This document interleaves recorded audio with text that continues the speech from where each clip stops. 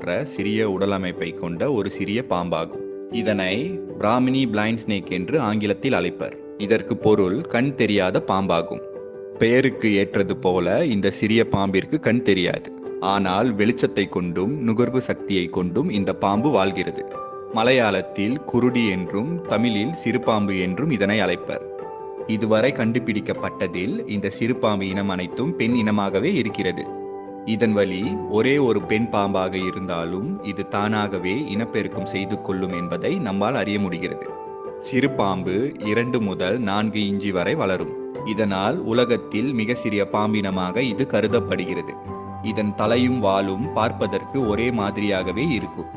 சிறுபாம்பு கருப்பு, சாம்பல், பழுப்பு, லேசான கருமை நிறம் கலந்த ஊதா போன்ற நிறத்தில் இருக்கும். பொதுவாக இது மெதுவாகவே நகரும்.